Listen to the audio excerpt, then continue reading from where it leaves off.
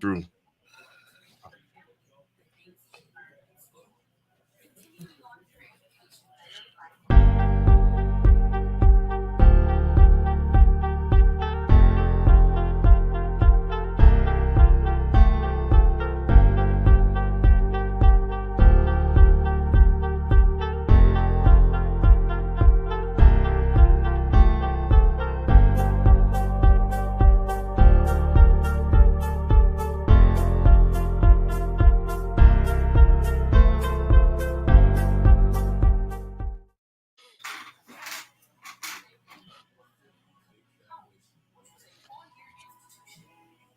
All right, peace to the family. This is Brandon B. Dixon, MLS 1541210, coming to you with another episode real quickly. We're gonna go ahead and do the quick introductions. Look like this week. We're gonna see who pops up later on. I know a couple of people running late, but we'll see who pops up on the stream. So and then we'll go from there. Barry, check and see. I got the green checks on my end. It should be I got them up here.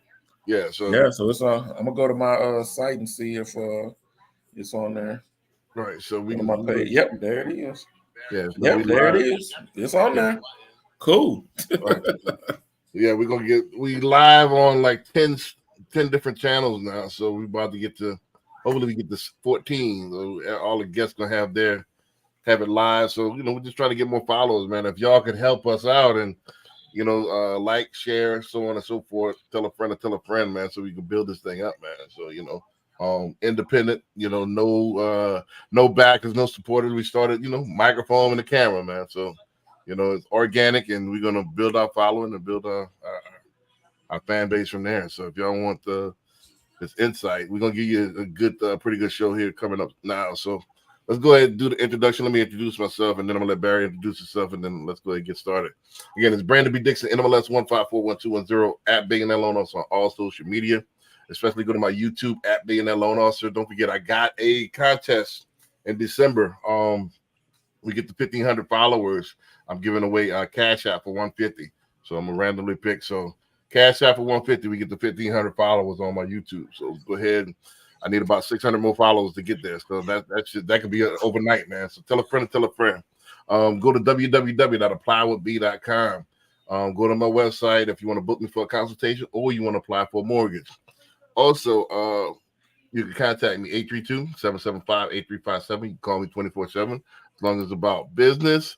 Also, and then don't forget the COC Investment Club.com if you want to join our investment club where we got some of the latest and greatest. We invest in real estate, businesses, so on and so forth. Also, don't forget we got an event coming up, a virtual event coming up January 6th. I got the date. I'm gonna give out the time here next week, January 6th, 2024, Dogs and Doors. It's an investment club event. We're gonna have a couple of guest speakers. We're gonna talk about getting your Airbnbs, getting your doors together, and getting some dogs as well, man. Getting some extra investment. Don't forget, real estate goes up and down, and you gotta have other stuff in place, so that way you just keep on eating, man. You can't just put all your eggs in one basket. So with that being said, it's going to be January 6th, 2024. It's going to be a virtual event. So only going to be certain people. It's going to be limited. I'm probably going to take about, 100 people in there that want to go ahead and learn. Barry, go ahead and introduce yourself, and then we can go ahead and get started. All right. This is Barry B. Real Estate. If you're looking to buy, sell, or invest in real estate in the Houston and surrounding areas, give me a call, email, or text at homesbybarryb.com. You can Google me at Homes by Barry B. I'm on all platforms. Most platforms: Instagram, Twitter or X, LinkedIn, Facebook, TikTok. So you can definitely get a hold of me, and let's talk about your future, and let's talk about accomplishing your goals. Gotcha. And then the phone number is 832-786-1270. Or you can email me at barryb@homesbybarryb.com. So if you just Google Homes Homes by Barry B, you'll get all my platforms, my email, my phone number, all of that. Gotcha. Let's go ahead and start off the show real quick. I want to start off with quick video first, but before I get to that, I wanted to kind of go into what I meant by the title. I've been hearing this often the last few weeks from loan officers and real estate agents. I'm hearing the motto has been "Stay alive till 2025." A lot of people model this, and what that means is they're trying to just hang on, until this year is over, until election year is over, and hopefully business will pick up in 2025. That's a lot of them motto, but and then I subtitled it, or do you want to thrive in 2024? That's more my game plan. Like, man, I'm not skipping a year. I'm trying to still have a record year next year and so on and so forth. But how do you do that? And then I'm gonna tie it to like I said, a lot of people's a lot of bottom feeders, should I say, they already starting to get nervous about this judgment that's been executed in Missouri. So they're already starting to have the mind frame of rolling back the commission and so on and so forth. So I think some of these bottom feeders need to get out of the business and let us, the agents that's true professional, get into it. So let's start off with this video, and y'all tell me what y'all think, and we're gonna go ahead and comment on it and so on and so forth. So let's go ahead and rock this, and boom. For the crew to roof the house Yeah. for that, much less make a profit out of it. That's when you start to become unprofitable. When you start to, the further you get away from 3%, the less profitable you are. And when you get down into I don't know at what percentage you actually break even and start losing money, but it's up in the twos. Okay. I just don't think people really understand the whole process and everything from the inside out. And here's the thing, the market is going to tell them, right? The market's going to prove to them. When agents don't do a deal because it's, sellers want to do 1% or 2%, and agents just walk away from those deals, the owners and the buyers are going to find out real quick how valuable an agent is and be happy to pay 3%. You guys act like our commission is all straight profit and like we can just wiggle that around and still we'll be okay even if we take 1%. It's like, no, we won't, because we can't even buy the materials and the labor for the crew to roof the house for that, much less make a profit out of it. That's when you start to become unprofitable. When you start to, the further you get away from 3%, the less profitable you are. And when you get down into I don't know at what percentage you actually break even and start losing money, but it's up in the twos. Okay. I just don't think people really. What do you, let me go ahead and, first of all, let's comment on the video. First of all, what do you? And he's talking about agents, or is he talking about the whole industry? He's talking about agents starting to roll back their price, and sellers now are kind of, since they put that the can of worms out there. Now everybody's going to be wanting to do 1 to 2%, and what's going to happen is most people are going to walk away. So what's your opinion on people thinking like this is all profit, that these numbers are fake? Well, first of all, agents have to show their value to the client, because the clients don't think the client, average person thinks that all you do is put a sign in their yard and sell their house, and that's it. But they don't know everything that happens in the background, the marketing that you have to do. They don't understand all that. So we have to make them aware of what the value is, because like you said, what they're going to end up doing is trying to start doing it on their own. Now, you've always had people that did it on their own. They call them FSBOs, for those that don't know, for sale by owners. But but that was always a low percentage of people selling their homes. And the majority of people that were FSBOs end up going to an agent anyway, because they saw how hard it is. Right. And I think that's what's going to happen. Okay, yeah, they want to save all this money until they find all the stuff they have to go through. Right. That's going to be, and it's, they think, I'll just put a sign in the yard. Well, you got to schedule these showings, and you got to market. You got to send things out to people. I mean, you can't just put a sign in the yard and think everybody's just going to show up and want to buy your home. Right. So it's really up to the agent. You got to let them know this is the value I bring to it. Right. Right. Well, that's the thing as well. Like I said, I think you have to see it for yourself in order to really experience it. And if you go with Zillow or Open Door or what is it, Orchard? What's the other one? You know, You got Open Door. Orchid or what is it, Orchard or one of them? That's an Orchard. Open Door, Zillow. Right. There was another one, but they end up getting out of it because when they saw how rough it is. Right. Well, what you're doing is basically a FISBO, basically, you know, and when you're not able to get in touch with anybody, when you need to make changes, we need to show all of this other headache that you see. Yeah, they do it for a flat fee, but when you recognize what an agent does as far as the flexibility, the reason why I think it can't be centralized because everybody has every house is like a snowflake.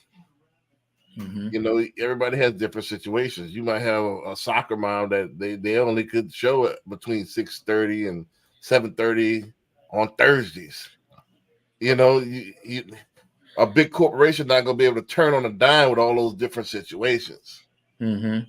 You know, or you're not gonna be able to speak to somebody whenever you want to. You got all this red tape you got to go through in order to speak with somebody. Yeah. I know with some of those that I've shown like some Open Door, and they just have like they have their own lock, and you're supposed to call on the phone and put this code in, and they send you this, and then you send back, and then you put that code in, and the door unlocks. Right. Okay, but now you're inside. Now what?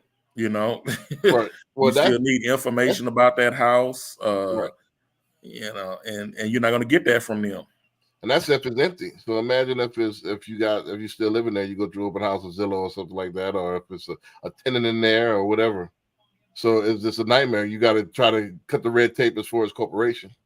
And like with FISBOs, people are sitting on their own. Okay, somebody calls and wants to come to see the house. Okay, well, you at work. Right. So I can't come see the house. Right. Okay. Or you call and they don't answer the phone. Or, well, if you have an agent, he's going to set it up with a showing service that all this is going to get taken care of and you don't have to be there and you don't have to answer the calls. I mean, it's just so much that's involved in selling a home. Right. Well, and then once you get to that, then you get to the paperwork. Because if you mess that paperwork up, you can have some serious problems. Right. Well, that's another thing. Every time I'm getting on the subject, but I want to name the big problem. Every time I've dealt with an Open Door or something like that, there's always a problem at closing because they didn't, every state has different laws. And, and if they mess up one thing, and you're always dealing with last minute stuff with these big corporations. So the closes are never smooth. Number one. And number two, the biggest thing is that, all right, you cutting off half of the marketing. MLS allows you to be in the big marketing system.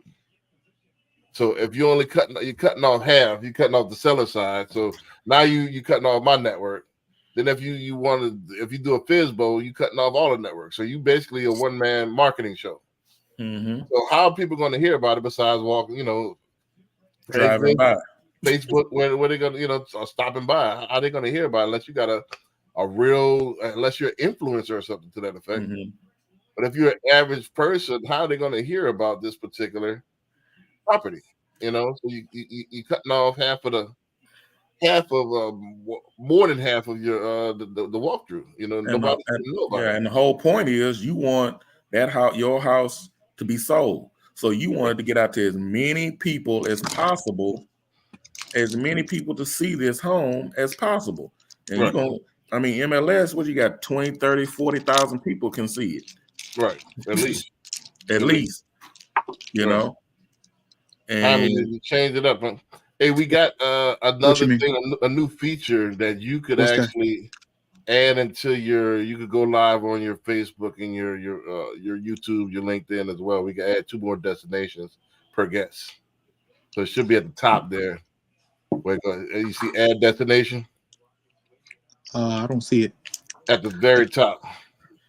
I ain't think Hyman was in social media like that. Oh, I do, but I just I'm not consistent like you guys are. Oh, okay.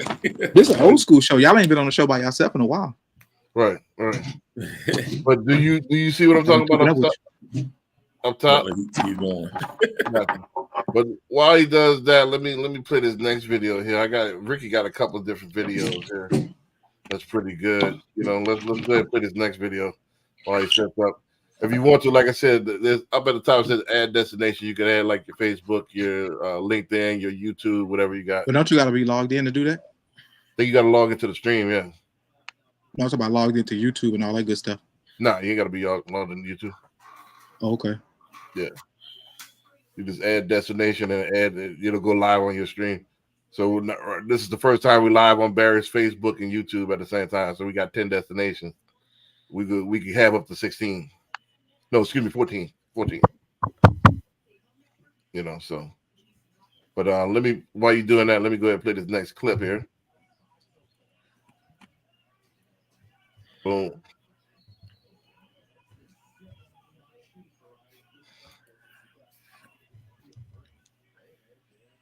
And they said, "What's your commission?" I'd say, "Lower than anybody else's." They're like, "What does that mean?" I'm like, "Well, normally it's 6, but if you find somebody lower, let me know." Then what happens? They interview the other agents. The other agent said, "I'll do it for 5." They're like, "All right, we'll think about it." They call me. Now I'm in the driver's seat because instead of it just popping up on MLS for 5 and me being like, "Oh, I lost it," now I can say, "Yeah, I'll do it for 4.9." And now all of a sudden I have the listing. You know how many listings I took for 4.9? How many millions of dollars I made off 4.9? It's insane. Nobody says you can't do 4.9, 4.99. If they asked me what my commission was, they didn't really know me that well. And they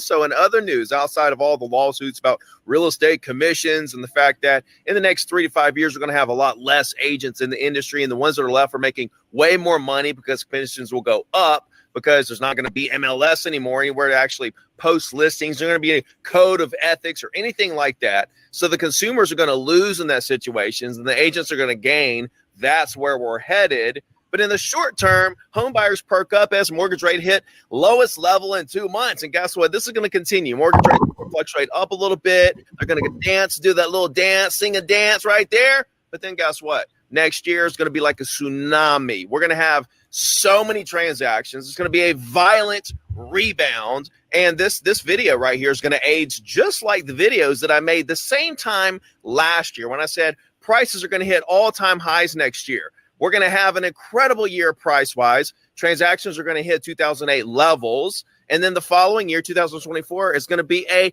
banger. Remember those videos? Ooh.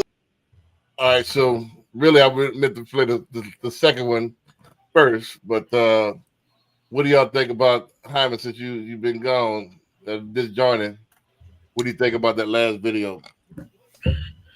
Ricky about the commission being 4.9 versus going from 6 to 5 to 4.9. You can comment on either one first, but I wanted to say the second one first and the first one last. But that's fine. I mean, the commission is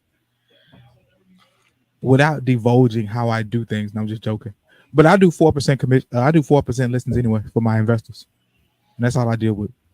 Yeah. So there's nothing new for me about that 4.9 or 5 or 6 or whatever the case may be, because I value the business from the investor, because the way I see it is when I represent my investors, they know what my fees are, what it costs to use my service, and they're okay with that. And so we do repeated business. Then I list it. Once I list it at that 4%, two on both sides, based on my skill set, like I said before, I usually can get 1.5 buyers per listing that I list. I know that's kind of off to say 1.5 persons, but that's just how you kind of calculate it. So I'm okay with the 4.9 or the 4. It's tough when you see the 1.5%, which is kind of like those big REO firms that like to do that, like Open Door and prop offers, those auctioneer sites. Those are hard to fool with, but it's hard to win a bid on those anyway. Mm-hmm. Well, yeah, that's what we were just talking about. I don't think people realize all the red tape that's when you're dealing with Open Door and Orchid and Zillow and all those when you have that as a listing group.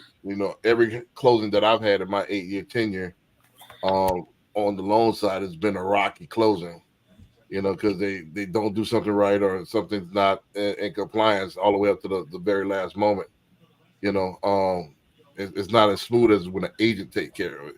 especially an agent that knows what they're doing and knows the local, the local laws and the local title companies and know, what they need in order for a smooth closing. So it's totally different ball game. We're talking about a big corporation. Also, just to add to that, I think this depends. I mean, do you think? Let me phrase it as a question. Do you think when you put that 2 as opposed to 3 for the buyer's agent, do you think that you get less traffic by having that 2 instead of the 3? Yes. Because think about it, most people are similar to what Barry. Most agents are similar to Barry, where it's a split. So by the time they split and they get finished paying everybody, they lucky if they get a percent. And then by the time you add all of the gas and the other stuff and all that, are they breaking even? Are they even profitable on that? I think. I mean, yeah. With the less you see, I'm not saying you won't get any, but I don't think you will get as much traffic. Right. If you had the same 2 homes and you had one that said 3%, one said 2%, I think that one that says 3% is going to get, More or the traffic. one that has a higher percentage is going to get more traffic. Right. Doesn't mean that it'll get, it will sell faster, but it is going to get more traffic because Right, some because- agents don't even want to, not Right. even going to I look see at it. 2.5. I'm going to, hey, check out this, and this. I'm not even going to put that on the list for my client. I mean, yeah, especially like if you have a client and they give you requirements and you put it in MLS and 50 homes come up and 8 of those homes say 2% and 42 say 3%. Right.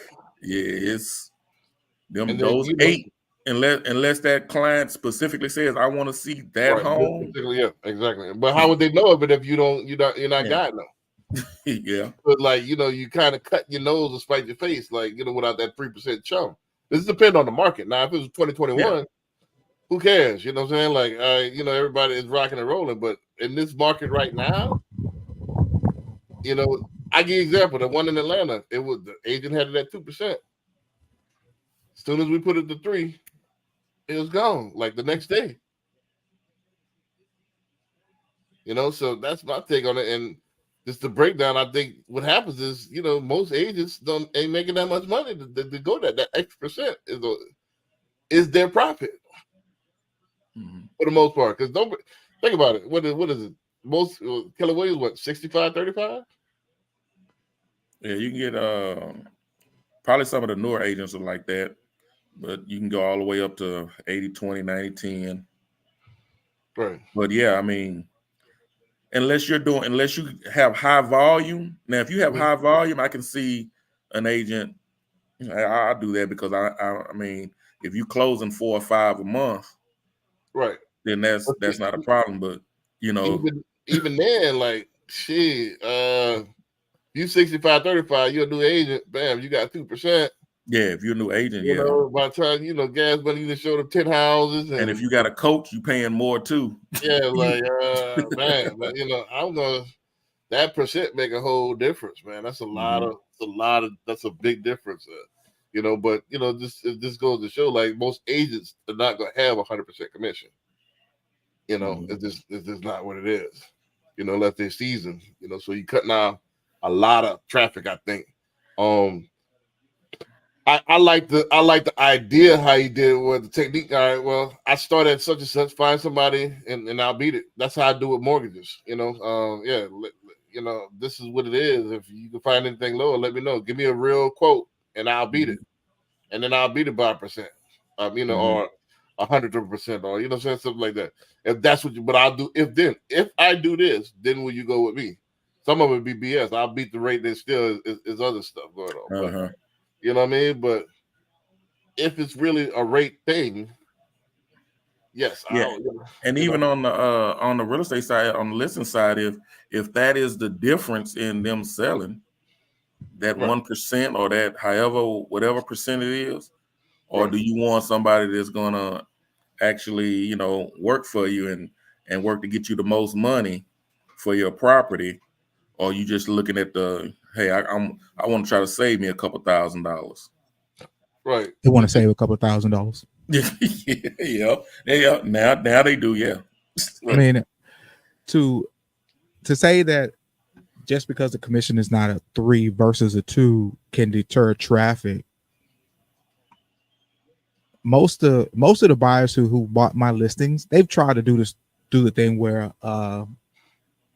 if I give you a full list price, would you pay the 3%? Right. And I go back to the seller, say they want to give you full list, would you pay the 3%? Then it opens them up to another set of negotiations, which I don't mind. But at the end of the day, the number is the number. And most cases, they kind of stick with that number of 2% because it saves them so much money on the back end. But isn't that unethical as far as that? Isn't their job as a buyer's agent to get the best price for their client? Why would keyword, the best price, the list price. At that point, when the agent start talking about how much their commission is, they're no longer thinking about the client. They're thinking about themselves. Oh, most definitely. Yeah, so you now see what I mean? So a sticky situation, like you're gonna hold the client out to get you an extra percent, just to get you an extra 1%. So what happens is if a seasoned agent, we're not gonna talk about a rookie because a rookie, it's gonna take them a while to kind of stumble their way through a transaction. But a seasoned agent would understand, all right, I'm gonna do it one time, get the deal closed, find the right number, and then it's kind of on cruise control other than inspections. That's it. Right. But so I think, like I said, I think you just, and I've seen it, in my short tenure, I've seen it first transaction, like no traffic. Soon as you change the 3, boom, you got everybody multi-offer situation. It's off the boards the next day. So there's that 1%, and like I said, 75 to 80% of realtors they have these crazy splits. True. And those agents are the ones who are thinking about their bottom line, which I totally understand. Right. Because we all have to cut our teeth on trying to manage what the splits are and how much we're going to get paid. And like I said, I've been through the 1.5%. I've been through the 2%. So I know exactly what that looks like. Right. So it's not like it's unknown or unrealistic. But at the end of the day, I've also seen where agents will say, well, look, if I give you this price, will you consider this price and my buyer pay me whatever? And I'm like, yeah, however you want to do it. If my seller agrees to it. I think it should be done like by the book where, all right, if I sign a 3% buyer's rep and you have something at 2, you pay me that 1% out of your pocket. Yep. And that's what's supposed to happen. Right. I think by the book is the fairest and easiest way. But you have the buyer's agent who won't do that, who won't ask them and say, look, they're only offering 2% in this deal. Will you pay me another 1%? Right. Now, and it's okay because I would let them know. They asking the seller or the other agent. The buyer's agent should talk to the client about when they have a lower listing. Yeah. They should say, well, look, this is what it is. How do you feel about this? You should let them know, like, hey, before I take you to see this particular property, first of all, if they're like Barry said, Barry's situation where there's 50 and there's 8 that say 2, I'm gonna see the other 42. But let's say, for example, you stumble upon this one, hey, I want to look at this at an open house. I'll let you know, hey, just letting you know, based on our agreement, that this is a 2% seller's paying. So the other percent you're in charge of. I mean, are you fine with that? You got to communicate. Are you prepared to pay me the other 1%? If you want this house. If you want this house, like I have no problem on. Boom, I'll get you the best price and everything like that. And then while you say that might skew their opinion of going to see that home. Well, you can put it to where I'll negotiate to where you don't see it. Like, I'll try to take it to where, hey, they're gonna pay for the $4,000 or the 1% or whatever, the 3,000, whatever the 1% is from the negotiation, So either way, I'll make it to where, this is the offer. So you're saving that. It's coming out of your pocket now, but you're saving it in the long run. Either way, it's going to equal the same thing. So it's all on it's all in the presentation. Mm-hmm. I think what happens is a lot of agents just don't have the communication skills to like the present. You got to present it to the client to where it makes sense and where they make the choice themselves. And you also have to show your value, what you're going to do for the client. Right. I'm not just putting a sign in your yard, Right. I'm marketing your home. I'm and then I'm flyers. What does that look? Barry B, what does that look like? You marketing my home? Was that That's our look like? favorite line. Yeah. Well, I got flyers, I got mailers going out, I digital. well, this is the thing that I got tangible. I could easily. I got an investment club with X amount of members. Number one, COC Investment Club. Here goes the logo. Here goes the website. Blah blah blah. I have a my social media presence. Here goes my YouTube. Here goes my LinkedIn. 6,000 followers. Here goes my Facebook, which was 50,000, but I got hacked, so I'm trying to build that back up. Got 17 on it. Here goes my social media presence. Then here goes my actual network. You know, people I know analog. Look at my database, 8,000 people. You know, these are agents that I know. Look at the cards, boom, boom, boom. So these are agents that I know personally. You know, so then look at the website. I mean, look at the podcast. We have a real estate podcast that's broadcasting on channels. So I'm gonna market this digitally. So it comes with that, you know. And then look at my presence in the community. So it's all about, you know, you got to really have tangible, not just words, but really tangible value to what you're doing. You know what I Show mean? you're right. You know, so can't just And be. Hyman, before you came on, we did talk about how some, Yes, some sir. people think that all you doing is putting a sign in their yard and Right. that's it. Right. You know. They don't know, and I they'll mean, find out too if they go to Zillow and open house. That's all they're doing is putting a sign on the yard. I mean, And we're not even getting into the when we get to the contracts and the paperwork. Right.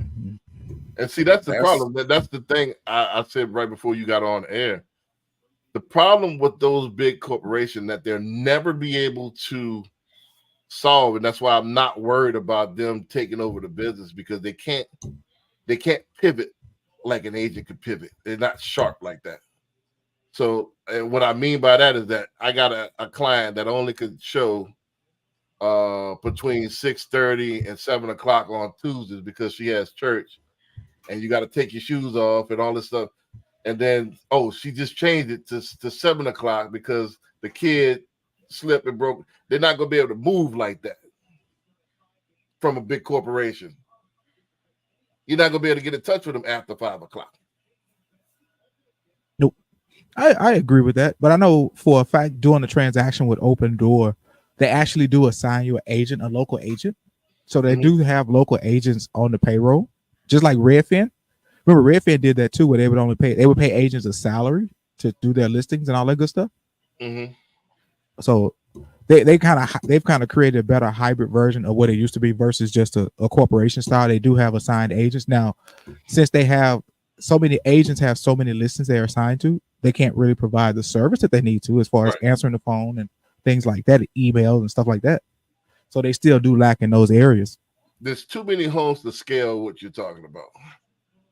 This is one of those that is almost like furniture stores. You could have a big, you got rooms to go, you got the big box, but still there's going to be the local mom and pops that have, because it's a textile,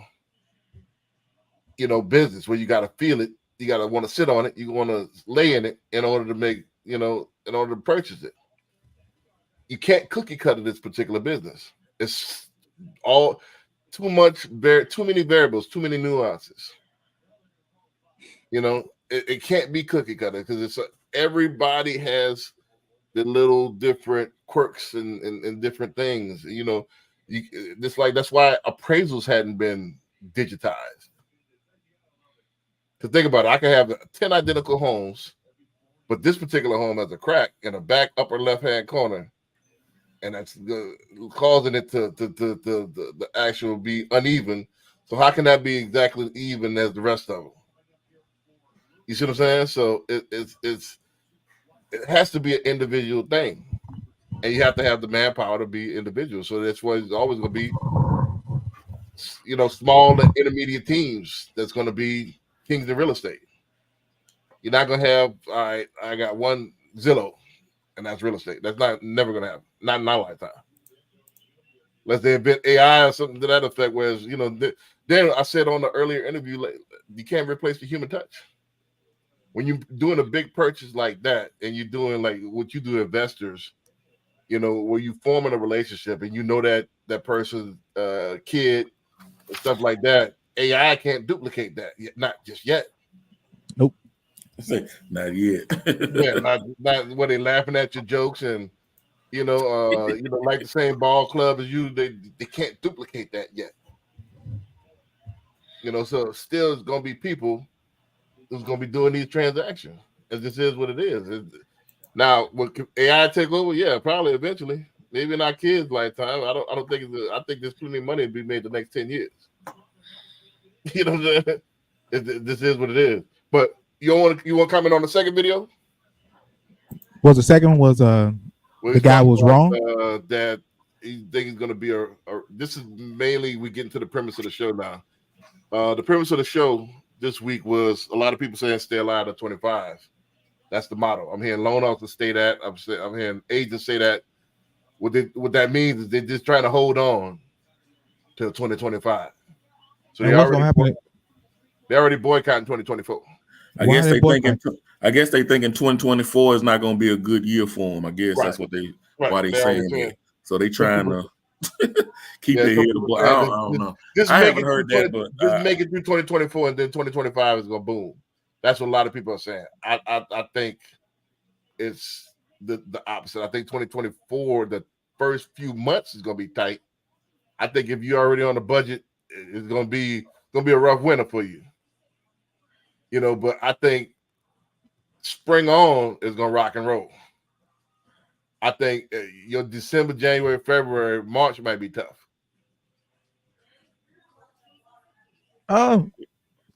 Historically, these months that we've usually been slow. Historically, right now, it normally is. If you don't have your deals in escrow, technically by now, you won't have it in escrow till January. To be honest with you, yeah, that's just the way it is. And if you do have deals in escrow and you're actually pushing those to close before the holiday season, so you have some pocket change for the holiday season, and then wrap back up for January, February, and March. But as far as staying alive to 2025, you got to stay alive right now, man, or your license go cancel, go get a job. That's what's going to happen, and that's generally what happens every year about this time anyway, because that's when our big fees are due. Our 471s, our quarterly MLS of 271. So here in the next 3 to 4 weeks, as just to maintain your license, you're going to pay $770. Yeah, that's December 1st. Don't it come out December 1st? Yeah. So you're going to pay that now, and if you don't have anything in escrow that's about to close, then you're not all your stuff is going to be deactivated just on the fact that because you couldn't pay it, you had to choose between paying that and paying a light bill or making a car payment or whatever the case may be. And this happens every year at this time. So in the first quarter of 2024, you want to be as a seasoned agent and as a rookie agent, you want to be paying attention to where the new trends and the new opportunities is going to come from. Is it going to come from the buy side? Is it going to come from the listing side? Is it going to come from different type of investments that's coming down the pipe, whether it be wholesaling, multifamily, working on getting in different circles to find new business? That's what this part of the quarter is for, so you can be hitting the ground with new leads in January. Right. Everybody has a Christmas party. Everybody has an ugly sweater party you need to go to. You need to be in there passing out the cards saying, I do real estate. Call me if you need to know some questions. Right. Yeah, my theory on it, I don't take any days off. My type of grind will come with shifts. So I think thrive in 2024. I think while everybody's taking off right now, I see a lot of people already got the holiday itis and it's off right now, and a lot of people don't reconvene until January. Yeah. I think unless you're a top performer where you're 6, 7 figure, I don't think you could afford to take off. It's like I said earlier, if you don't have nothing in escrow right now, the likelihood of you being able to get a contract, get a showing, get a contract executed, and get it closed by the end of the year, that's what you're doing, to be honest with you. Right? And tell me if I'm wrong, Barry B. Because you're right with what's today. So it's the 29th. Today's the 28th or 29th. Yeah. 29th, so 29th tomorrow. So that's pretty much it. Because you want to look, you think about that last week in December. It's done. And nothing's going on. So if you don't have it in by now, Well, You pretty much working for 2024. the problem is that a lot of part-timers, they get sucked into the holiday itis. They're probably working a couple of extra shifts and then they get sucked in. I think you need to have the approach of like, hey, instead of just putting extra hours in on my main gig, I'm gonna put extra hours in real estate as far as lead generation as well. Because don't forget, that's all we are. We're lead generators. So I will put money into that and put time into that, and like it's a perfect. You just said it was a perfect opportunity to send all your database Christmas cards. You know, send them a Hershey's Kiss or something. You know what I mean? send them something on a little trinket, a keychain, or you know, something to remember you by. That way you top of mind, and then start calling. You know, January 1, like, hey, I'm just seeing if you got my keychain, and you know, and blah blah blah. I hope you had a great holidays or something. You know, I think so. With that being said, about going into your database, I think your database is solid, but if you're not constantly adding to it, it becomes stale. right. It just becomes stale. Even if you're at the top of mind, and if nobody's looking to buy or can afford to buy or don't want to buy, you still got to go out there and find fresh blood for the database. Right. Well, I think this is a constant job. A lot of people, I was just telling somebody this earlier, like, I think it's two separate jobs, especially with being a loan officer.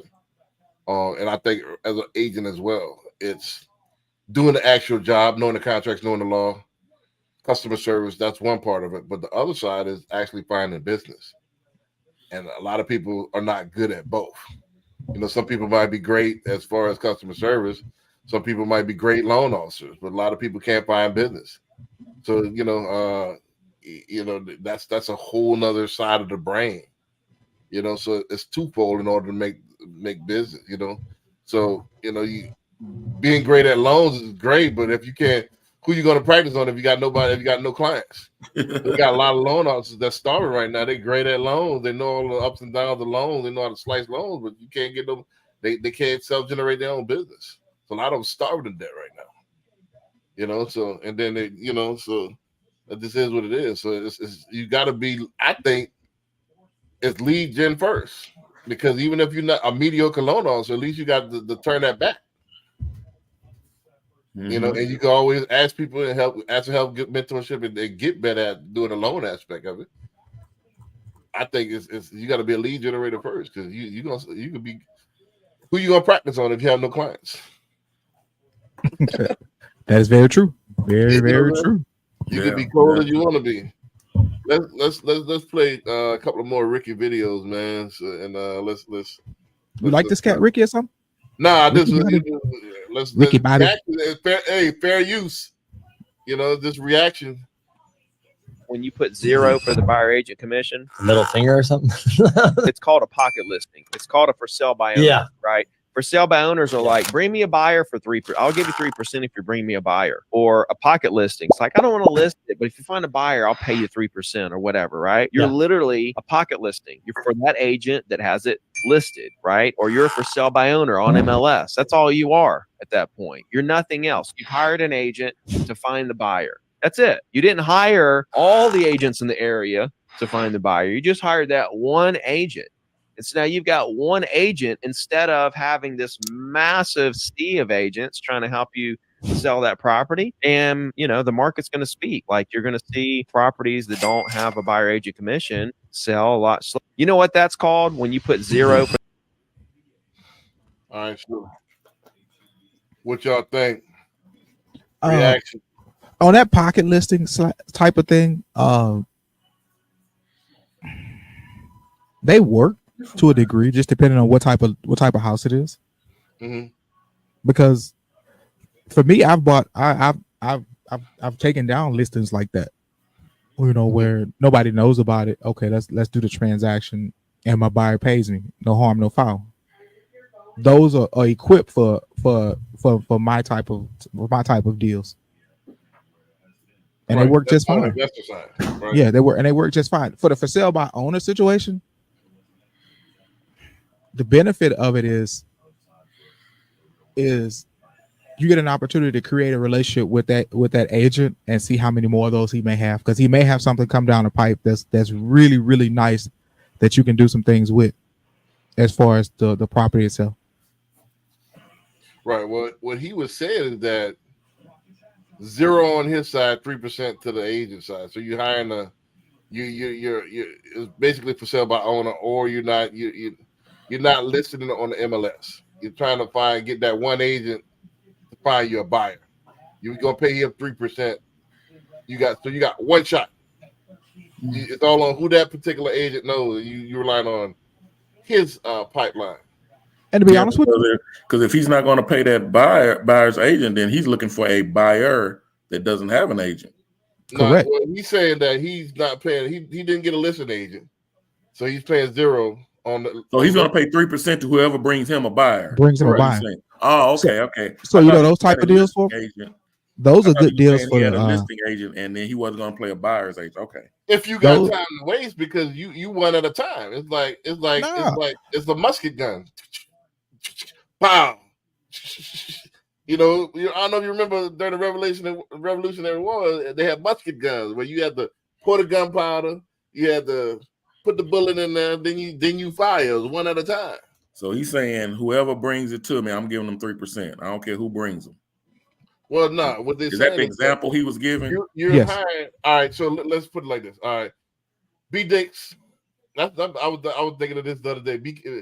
Brandon B Dizzle. Brandon B Dizzle got a house he's selling, and he listed himself, and he's going to pay a buyer's agent 3% to find him a buyer. Okay. So he's not on MLS. Okay. I'm relying on you to bring me a buyer, and I give you 3%.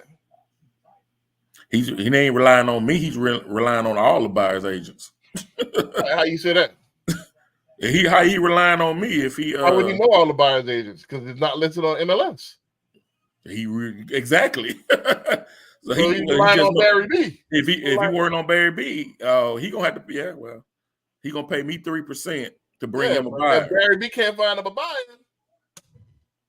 then you gonna go with the Hyman? I have him. I give you 3%. I mean, so you shoot one bullet at a time is my point. Oh yeah. As opposed to true. Here's the thing. I think that type of listing would work for somebody like you've heard of Lance Logan, right? Barry. Yeah, Lance Logan. Yeah. So you shoot a listing like that to them and let that circle sell it. Because within that circle, every agent in there has supposedly about 2 buyers times how many agents in the office, and you can get it sold like that.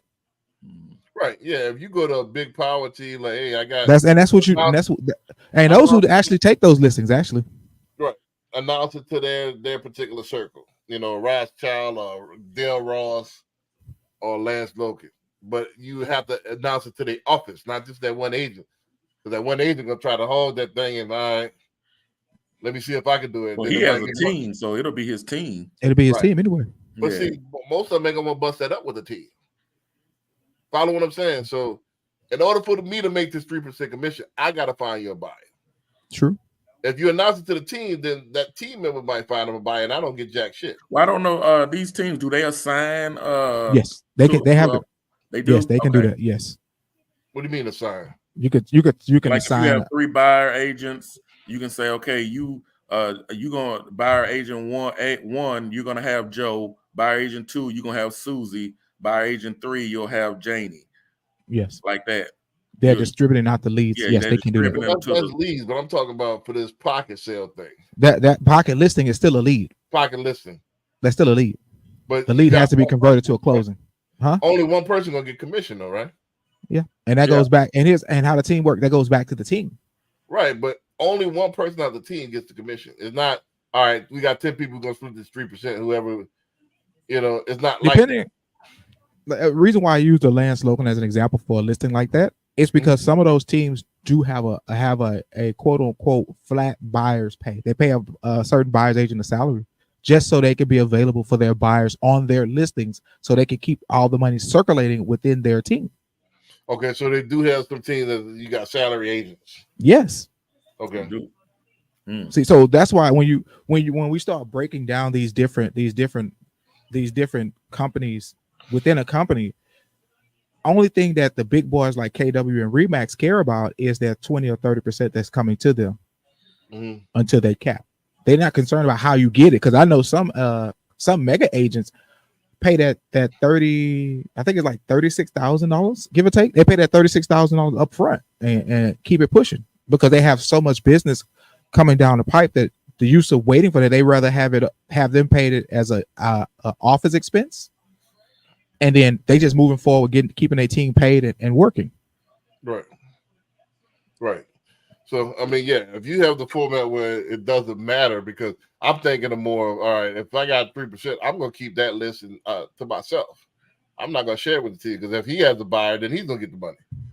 True. Yeah. So in turn, you limiting the amount of exposure that you have, because now it's all on my pipeline, all on my network. Yeah, especially if you're not putting it on the MLS, it's all on you. Right. So that's why it's not effective, because like you just said, you're missing out on both sides. You're missing out on exposure on the listed side, you're missing out on exposure on the buyer side by keeping it pocket. You're in pocket. You're in somebody's pocket at that point. So that's my take on that. Yeah. I mean, you got anything else? Anything else on this? I mean, I think those commissions will start going down because of this. You know that. Because like I said, did you get? Because we got an email from HAR saying that they've been part of a class action now, so it's starting to go state by state. So, but board by board. Board by board. Yeah. I think it's gonna be years before we have a change. I said this online the other day. I think that the people that automatically discount their services, I think is you have a choice as a consumer. That means it's not sales involved, because you think that selling is reducing your commission. And so how do you think they're going to do with selling your property? They're just going to automatically reduce it. So you're not adding, like Barry said, you're not adding the value of why I'm worth 6%, or why I'm worth X amount of dollars. If you automatically, people start rolling back, all right, I do it for 3. All right, I do it for, And that's actually talking about your value is, okay, if this agent Joe was willing to go down on his commission so quick, what's going to happen when he's negotiating the price of your home? Right, exactly. That's all he knows how to sell is drop the price. So that's all he knows is to chunk and run. Right. So how's that your best representation? You know what I mean? So you're gonna have to make a choice as a consumer. Like, all right, if that's what you want, there's a bunch of people that's gonna discount their shit. You know what I mean? So and you know what? We've always had discount listers, because I mean I've seen it for years where so they'll charge like $1,500 and all they do is put it on the MLS. Right. Yep. You get what you pay for. You get what you pay for. And so that's been around for years. Right. So you get what you pay for, but most people want it gone. They want it gone quick, and they want top dollar for it. If that's what you want it fast. You want it top dollar. You need to have somebody with skills. Skills to pay the bills. Hey. Is that not right? Don't you hire Johnny Cochran or a top lawyer to get you out of a jam? You hire what you can afford. But I'm talking about if money was no object. I mean, yeah. If money was no object, yes. Wouldn't you want the best of the best? Of course you would want the best of the best. Yeah. Right. So that there's degrees in agents, there's degrees in lawyers, there's degrees in doctors, there's degrees in dates. And all this ain't all this ain't created equal.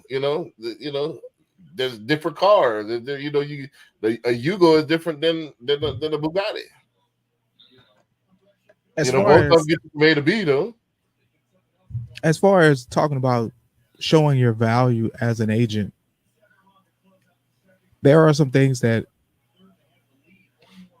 just because you take a reduced commission does not mean that you're not going to add value to the transaction. True. Right, nobody said that. True. I mean, the analogy you said that you get what you pay for it, and if the only way they know how to negotiate is by just dropping the price, at some point, if the market shift, now I can tell you this from firsthand experience. This is what I learned when the market shift back in August of this was it August of this year. That was August of last year when we went from that 3 to that 7, and having those hard conversations. What did it go to? It went from August of last year went to 3 to 4, then 5, and then like I said, it was 4 to 5 early this year, all the way up until the summer. Then it started going into the 6s. I thought it was in the 6s way before the summer. My first 6s, again, you depending on who you're dealing with. You're dealing with retail, yeah, but on the broker channel, my first 6s was in June and July of 21 or 20 or 22, right? 23. Okay. Yeah, I'm talking about when. So we've been dealing with these high rates for a year now, right? What is it? November. Right, yeah, right about a year. Yeah, right about We've been dealing with these high rates for a year, fully from January to now. But when the rate first changed from that 3 to a 7, was back from the end of July going into the middle part of July going into the end of August. That's when we start seeing the 6s and 7s and 8s, and it's been helping around that area for this whole entire year. What that taught me at that point was I had to learn how to have that hard conversation of saying, hey, we're priced too high based on rates. Anytime somebody's going to put in an offer on your property, it's going to reflect because they just can't afford to buy at this number anymore. And that offer price is going to reflect that. You have to understand that. And it was a pushback is why we constantly have to drop. And it was just a hard conversation to explain and to have about saying, well, everything is predicated on this new rate that's coming down the pipe, and we don't look like it's going anywhere anytime soon. And it didn't. I think you might be talking about hard money because nah. we just crossed the thresholds of the 7s and the 8 last month. You know, yeah. No, I closed one in May, and it was 7. It was right. Yeah, it was right at 7. That was in May. Did I closed some 7 with me? I ain't say all that. I'm just saying. There you go. That was in May, and it was in May. I can look back in May. I was still in the 5s. Here's the thing: you got to understand something, B. You're speaking from just your ability to have different opportunities. We're speaking just across the board with your 5s and your 6s when you had them. Take that your 5s and 6s, but maybe retail is at an 8, so that puts us at the average is a 7. When we're coming from a 3, 3.4, 3.7, but you're at a 7 now. That's 4% interest rate. Anything under 2, and anybody who was buying at the 260 and up range, they went back to 230. Well, even retail is not that far behind. So but you're just taking the average of all of it. Right. Now you should be if some of you just getting robbed. You know what I'm saying? So it's you got a good it's levels. I guess a good retailer and a broker, they're probably within a half of a point to a point of one another.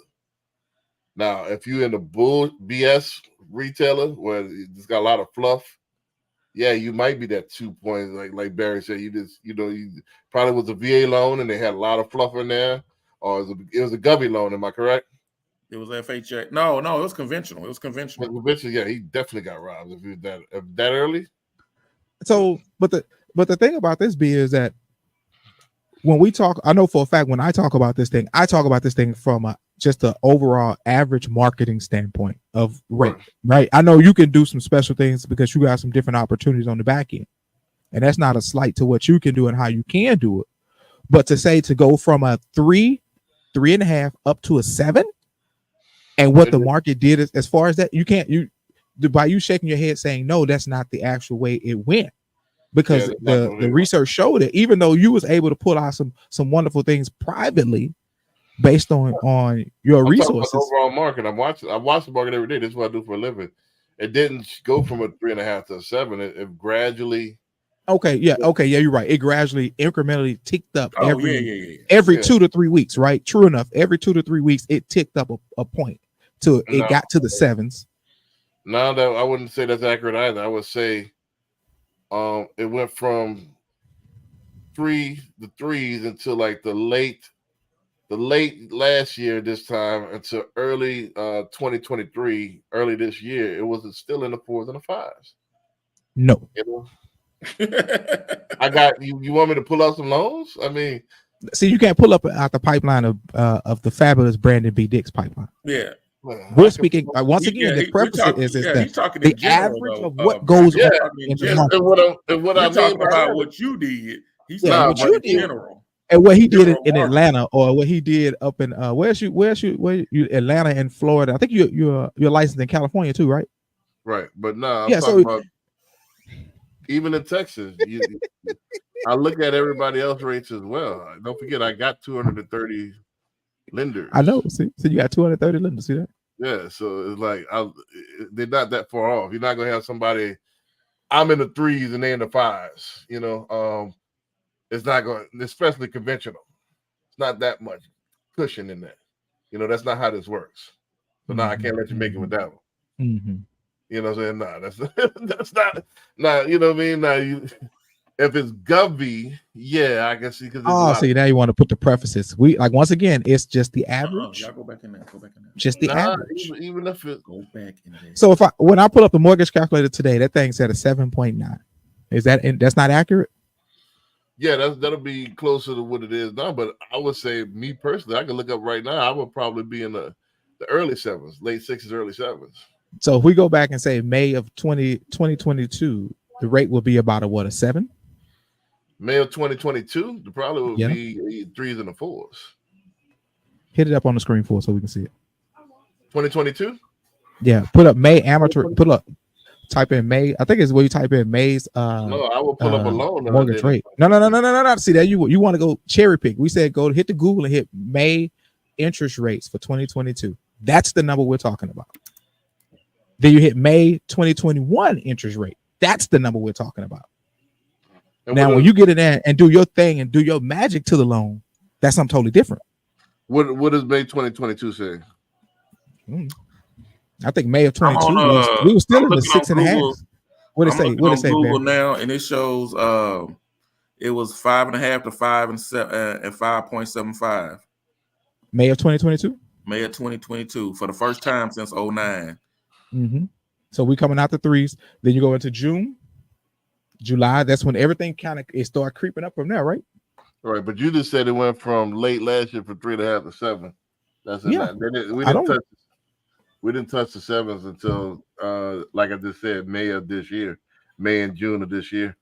Mm-hmm. I didn't. My first time was in the 6 was in July of this year. That was what I said, and I stand on that. Stand on it, man. Nobody disagree about what you're standing on. Right. So yeah, that's where it was.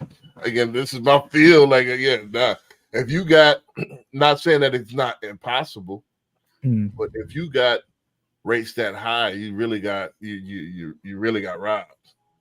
And even if you're talking about averages, the averages, even retail shouldn't be that high up.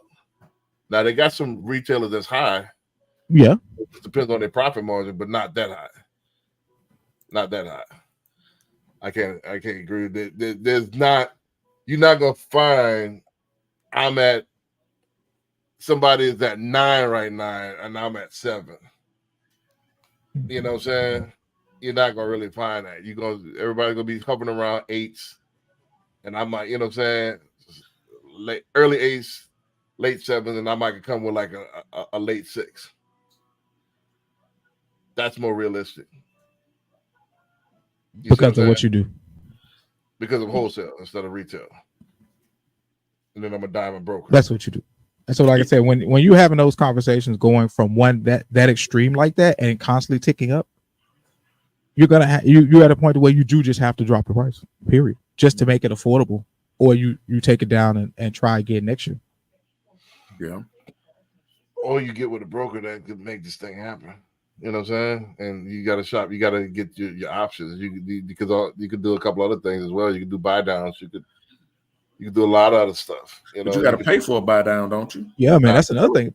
the seller pays for the buy down. Yeah, but Shoot, if I've been a part of transactions, man. A buy down was like damn near $12,000. I was like, yeesh. But how it works is instead of selling concessions, you getting the buy down, and then you buying down that rate where you could afford it. And then by the time the rate ticks back up, you know, or it's already it's already time to refinance. You know, but if so if they're doing a buy down, then the buyer's still not going to need a seller concession. Yes. no, you're gonna need to sell a concession. That what they So do you is just add it on to it then. not add it on to it; it subtracts from it. And the thing about for the 2-1 buy down, isn't it? It's not 1% of the loan, but it's some type of percentage number that you guys use. 3-2-1 and 2-1. 2-1 works like this: you got 2 years, and the first year it's 2%. The second year is 1%. So if you had a 7, let's just say 7 point, you do a 2-1 buy down. The first year is going to be 5. The second year is going to be 6. But the cost of that 5, you're paying 2%. So if the mortgage is $250, it's $5,000 for the first one, and then another 25 after that. It's not 2%. It's it? Whatever that particular lender has is the cost of it. So it's not typically 2%. It might be percent. It might be, I don't know. You got to look at that particular lender, how much that particular buy down costs. So we did a 2-1 buy down, and it costs it cost $10,000 for a 2-1 buy down. So technically, each percentage point was $5,000. What was the price of the house? $475. Right. So yeah, it's been close. It probably was close. That particular lender probably was a percent each. Who knows? Okay. I got to look at the current rates to see what compares as far as buy down. I know it was a 7. The rate was a 7, so they got a 5. The rate was a 7, they got a 5. They got a 5 for the first year, 6 for the second year. Yeah. That's how that works, And then what the theory is, by the time rates drop, which probably be next year, if not for sure 2025, just go ahead and refinance, and so you'll never actually pay 7. So that's the theory. I told them to sell it by that time. Yeah, or sell it. See, that's what people don't get. Like, again, is buy the house, date the rate. The rate, a lot of people, oh Lord, that was 7 for the rest. Nah, it's temporary. You always can refinance. I think us as a people in our community, especially, they think like right now. And because that's all they can see is right now. Yeah, I don't know how long I'll be at this job. So so I guess they don't look at stability. Like, all right, what's going to change 2 years from now? 18 months, go ahead, refinance that thing. It pays for itself. It's not like you got to come out of money. Got out of money by virtue of the rate dropping. It pays for itself. You got what I'm saying? That was a hell of a discussion I had when trying to explain what that really looks like. It took every bit of skill I had and every phone call I could make to understand how to do it. What are you talking about in particular? The 2-1 buy down. That's pretty simple. That's just pretty simple. I don't disagree. It's fairly simple to those of us in the industry that understand how it works, but to someone who does it, and then the cost of it. Now the cost is different, and it's not. I would agree it's difficult to explain it on the CD. The way they have it labeled on the CD, they don't do it like up front. They have it to where, hey, this is the rate, but it's a subsidy that we're paying that you will get every month. So it's going to look like 7 on the CD, but you got to look at the subsidy. You're getting a subsidy for this month, and it goes against that particular rate. Wow. And so it's hard. That's hard to explain. Wow. And it's not, for me, it's not hard to explain, but if a person's not getting it, like, hey, add this and then subtract this, and then you'll get that. Yeah. You got me? And then they'll understand. So, but it's the key word is subsidy. If they can understand that, then they'll get it. Like, okay, all right, I understand now. But on paper, it looks like I'm still paying the rate. Like, nah, you gotta subtract this and then add up. Then it will make sense. So yeah. But I that was interesting. Most loan officers can't read. I don't know if you knew this. Most loan officers can't read the CD. I can't read it, so I wouldn't even. They can't read the CD. They can't probably explain the numbers. They don't know. It's better than it was about 10 years ago, though. Right. Mhm. I Because mean, it used to be real complicated. I don't disagree with you on that, man. But it's just right. like When they goodness change- gracious, dog. Most loan Then they officers have can't never to read. make the print so small. Like, damn, let me get the magnifying glass so I can see what this number is. Yeah, most loan officers can't read guidelines, can't read a CD. You know, most agents can't read guidelines. I mean, can't read contracts and don't know how to do contracts. Well, guidelines, though. When we went over that one guideline you went over with us the other day, was that 2 weeks ago? Right. To this day, I'm still contemplating that one guideline. Right. So that For and real, dog. And I thought I had good understanding of Right, certain nah. situations. What I'm like, nah, guideline you was got me that? on that one. But for a buyer to buy a duplex, it has to. They can't be a non-co-borrower. They have to literally live in the not house, occupying. non-occupied co-borrower. And it They was have to like, occupy it if they're buying a duplex. No, Yeah. you got it. You still got it all wrong. You could see be a what Chip said? I'm like, yeah. And see, this is the element of this is what make me cold at what I do. I hate to toot my own horn, but you know, it's reading comprehension. And I call, you know, I hadn't had to do it while I was a broker, but when I was in retail, I used to have to do this all the time. I used to have to call bullshit on these underwriters. That's not what that said. Let's read it. And I used to have to do this all the time, fist fight with underwriters at retail. Now it's totally different than broker, man.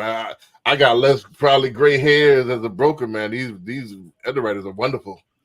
You know what I'm saying? These underwriters are wonderful on this side. I love it. I ain't got a fist fight with none of them. I maybe had the fist fight with one early this year. One, you know, and that's because he didn't know how to calculate income. Like, all right, what does this say? All right, now read it to me. Now, what does that mean to you? And that's how you got to talk to them. You know, you just read it. No. So you telling me that what you just read ain't that what that means? Read it again. You know, so that's how you got to talk to them. You know, I had a professor. That she's a professor at you know, real quickly, and he couldn't wrap his brain around it. She's a professor at Texas A&M, and this is like her third house that she got from me. And she gets paid all year round, but you know, she gets paid even more during the semesters.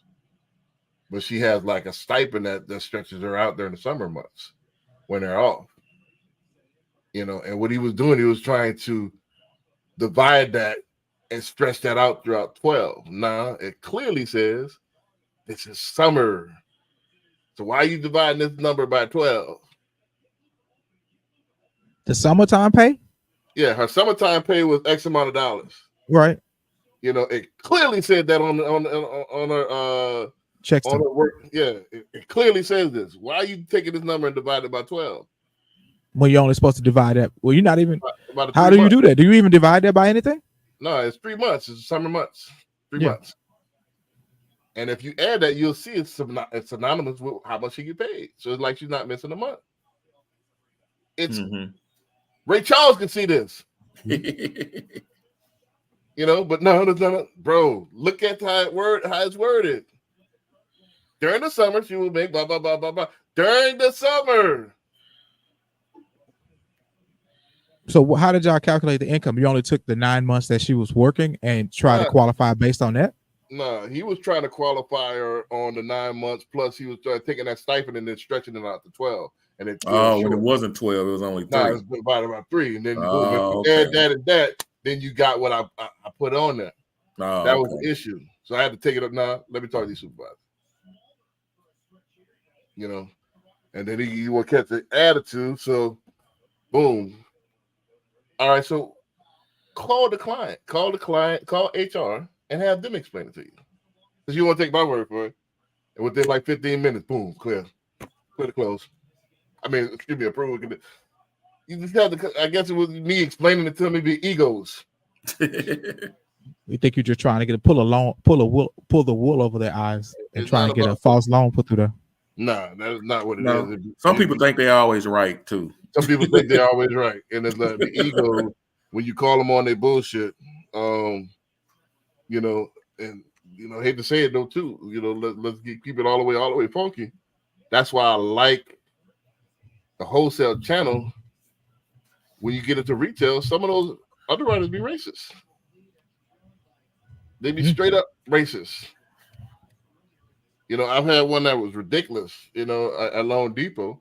I can speak on it now because I'm not no longer with them. But I had these folks coming from Philadelphia, from Philly, trying to buy in Atlanta. They swear to God that they're trying to straw purchase this house. Where are you getting that from? They tried to what purchase? They're trying to straw purchase the house. Oh, what gives you that?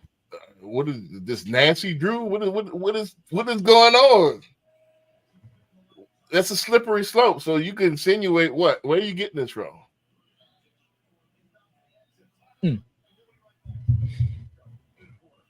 I never heard of that before. Yeah, bro, I've seen some stuff like it. It's almost like I wish they wouldn't do IDs. But I guess you could tell by their surname. They do that, but you can see the difference how certain underwriters underwrite different files. You see what I'm saying? And it's to this day. Oh yeah. Underwrite files different, and that's why. And people don't understand that. And y'all steady going to them folks. And they don't give a damn about you. I'm the only one that's gonna fight for you. I made a lot of stuff stick. Because what's gonna happen when you deal with Shelly and Nancy over there, when they tell them hell nah, they're not gonna fight for you. And that's what happened all the time. You're gonna get turned down and you're gonna be right back. Oh man, I couldn't get it. Let me try it next year. It ain't for me. Stupid. It's for you. You just ain't had the right shooter in your corner. And that's what happened to us. We don't want to fight. I just boom. And then I got the truth on my side. You know, if I put it in, I'm gonna make sure I'm gonna slice that thing from every angle. Nah, it's concrete. You guys, man, I ain't never dropped no babies. It's concrete when I go in that thing. You know what I'm saying? So I'm gonna slice that thing from every angle. If I ain't sure, I'm gonna ask about it. You know, hey, what do you think about such and such? What do you think about this here? And I'm gonna, before I even put it in, then I put that thing in. I do my due diligence. I'm not gonna and see what it is totally opposite with most other loan officers. They're gonna throw that thing in. They do this here. Throw it against the wall and see if it sticks. And then if it don't stick, they don't know why, because they ain't check out nothing. Okay, the underwriter saying such and such, then they blame it on the underwriter. Nah, that was you because you ain't know what you was talking about. You should never put this in. Man, I had, swear to God, I hope this person's listening. I had supposedly seasoned loan officers try to give me a deal for me to finish because their license expired in Florida. So we'll take this Florida deal. Okay. I get the deal. They ain't calculate the income. At all, or they just didn't calculate it right? They ain't calculated right. Like, did you? This woman's supposed to have 5 or 10 years in the business. She took the year to date and divided it. You know what I'm saying? By 12? Nah, by whatever. It was like, I think this was like in February. No, excuse me. March or April. She just divided it by 4 or whatever, by 3. No, ma'am. You see the different breakdowns? That's variable. So when I broke that thing down, man, it still don't even qualify. Are you serious? They didn't qualify because they didn't make enough money from the year to date of that. No, they don't have enough money. That's way too much house. But you got to do it under contract. Either promise them such and such, and you're gonna try to throw me in the mix. Nah, I'm gonna do my due diligence. Nah, I'm gonna look at this file. I'm gonna boom. I came over in 15 minutes. Hey, did you calculate this income? What they say? What I did was, I just divided. No, ma'am. I teach my rookies better than that. No, you can't. No. That's not how that shit work. If you got bonuses, you got overtime, you got commissions, You can't just take that number and divide it by the 3. If you don't have a 2-year history, you can't count it at all. So was that the problem with this one? They didn't have enough. They owned it. I don't remember. I gotta look at it, but something it was jacked up. It was nowhere near what they put in there. So where you get this from? A lot of people don't know, and that's W-2. That's the easiest shit you can do. Most don't know how to read tax returns, and especially complex tax returns. If you got Schedule 1, you got S corps, and all that. They don't know how to do that. Yeah, those are difficult. I tell you, if you interview a loan officer, ask him the best question to ask a loan officer is, "Tell me yes or no quickly. Don't give me no yes or no. Can you read corporate tax returns? Can you do what? Read corporate tax returns. Most of them gonna tell you no. You know what they see. You know what it was. If they do all that, you're bullshitting. You're bullshitting. Most of them can't read corporate tax returns because they are very difficult though, B. There's so much in there. That's your job. Well, coming from the retail side and coming to sit in your chair, it takes a lot of learning of how to handle those type of deals to be skilled in them. So you'll be turning away a lot of business for those buyers who are businesses and they use their business as their income.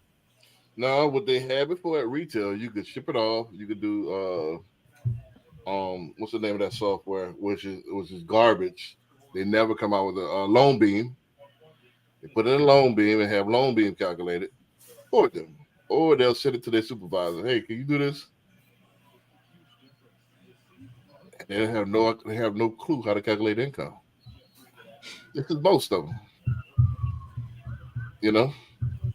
The issue with that is that you gotta, when you have to add back in certain depreciation and deductions, that's actually affordable income, right? Yeah, they don't understand depreciation. They don't understand mileage. They don't understand none of that. They don't even know what they're looking at. Mm-hmm. And I would say 60 to 70% of client base is small business. Most of them be dead wrong, bro. It's totally wrong. 60 to 70% of the client base is small businesses doing corporate tax returns now. S corp, or they even do it. Most of them do it S corp, or some of them LLC, but they have Schedule C's on there. Yeah. But that's a lot of people nowadays. You got caterers, you got realtors, you got most people are 1099. The Uber drivers and stuff like small that. Businesses, so that's a lot of your base right there. Most people are gonna file off max tax. They don't want to pay taxes. So what do you do now? But when they don't want to, when you file off most taxes, you only can put so much back in as accountable income, correct? Right, and that's the problem. So if you put that back in, wouldn't that generate a perceived tax debt on your loan software? No, or that doesn't matter. Well, no, calculating income doesn't matter. So most people do this. It's what it looks like in most instances. I have one right now. He owns like a tow truck. He broke even in 2021, and he made about $3,000 in 2022. So on paper, you look like you make $100 a month. A couple $100 a month. Right. On paper. On paper, yeah. So he wouldn't qualify. True. But what you got to do is now you got to do what's called non-QM, non-qualified mortgages. Yeah, so that means that don't they bump into the 30% down, 25 to 30% down because of the risk factor? Not necessarily. So that's why I say you got to go to a broker that know what he's doing. But on a non-QM, it's not going to be. You can't go FHA or VA. Nah, it's non-QM. You can't go. Right. So but does that not still bump you into that higher down payment range? You will be in a higher, but not 20 to 30%, like you said, 25 to 30%. So I know they got some programs that was 15%, 15%, 10 and 15. This depends on your credit score. Depending on what the compensatory factors is what y'all call it, right? Right. So it depends on your credit score. If you got to get enough credit, they got some that's 10, some that's 15. Now, so you do bank statement loan, something to that effect. Isn't But a non-QM loan a little more difficult to get approved versus a QM? nope. Actually, Or they all the same? the thing is the non-QM. As long as you got the money, you got the score and a bank statement. Those are easy. Those are some like the easiest loan. People just scared of them because there's no really no guidelines on them. It's non-QM. But shit, Yeah. it's easy. It's all right. What you need? You need XYZ? All right, get XYZ. You done. And then the rate is higher too, right? The rate is higher, but again, buy the house, state the rate. I just want to make sure I knew them because I've done a couple of those too, and I got like a buy couple the of high house, rates. state the rate. For you mostly, man, you should be using non-QM DSCR loan all day, every day. Now we do mostly non-QM. The only time I do a DSCR is when we have a refinance we buy a project with a tenant in it, which we normally don't do. Why not do Mm-hmm. DSR for purchases? Doesn't it have to equate to 1%? The number one, because most of them do equate to 1%. I always thought you had to have a renter in place or something like, or they have to do the rental. It's the rental analysis. Yeah, the 1007, which is the comparable rent schedule. As long as that rent schedule comes out, it doesn't matter who's living there, right? Right. It could be empty. It's projected rent. But if the buyer wants to live in the house, then you still can't do that. If the buyer wants to live in the house, then it wouldn't be an investment at that point. That's what I thought. Yeah. So what most of we do is, since we have to fix mostly everything we get into, we start with hard or private and then go to DSCR from there. If we don't sell, you costing the customer money. If we don't have customer money, you put in why jump to 12 and 15% where you could go 8 to 10. Like I said, once again, they may not want to come with the rehab out of pocket. You could DSCR, you could do non-QM. With the I heard about a property of it's not a DSCR, it's a conventional rehab loan. That's 10%. That's conventional, but you do have rehab where you could do like a DSCR type. There's products out there like that where it'd be cheaper.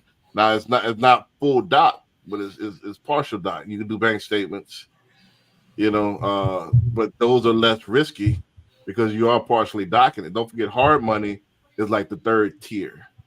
This is the tier system that you got traditional. I know we're getting way off the subject. You got traditional lending, which is Fannie and Freddie, which has guidelines because they're federally insured, right? Fannie, Freddie, and Guinea. Then you got non-QM, which is a little bit more risky, but they're more down payment. They'll be probably 2 points higher instead of being 7 or 8. You're looking at 8 to 10, maybe 11. Then you got hard money, which is probably like no doc. You're looking at the project, and that's gonna be 12 to 15%. But a lot of people skip over the middle term. Why? If you got some docs, if you got bank statements, you got tax returns, you got debt service coverage ratio, why not get a better rate? I know it's temporary, but that could save you some money as well. Well, the thing about that is most of the folks really don't want to present their tax returns. Gotcha. Because they haven't. Most investors are damn near a year and a half behind anyway on their tax returns. So, and if they still bank statements, yeah, they do that.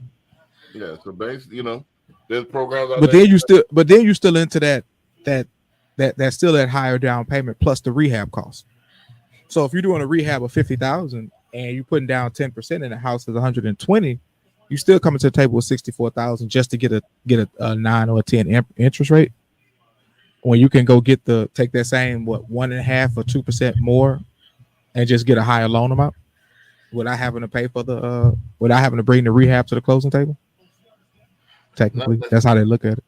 Not necessarily. I mean, we have to, we get way off subject here. We have to get, we get way off subject. But this depends on, this depends on what that particular client. If you go be in and out real quickly, if you season and you think it's 6 months and if you get an IO, yeah, that makes sense. IO? What's an IO? Interest only. Okay. And all right, I could do 6 months. I'm gonna flip this thing. I already got to buy anyway. Boom, that makes sense. I can pay it's less docs. But if True, I'm true. newer and you don't know that thing might sit on the market, you see what I'm saying? It might do better to just do like a DSCR and get us a cheaper rate. You see what I'm saying? And do, maybe 24 months IO, maybe even 5 years IO. They even have 10-year IOs. Oh, now you're going into the commercial style lending there. Right. Well, they got them out. They got the 40-year in the retail side. They got the 40-year. 10 of it is interest only. Wow.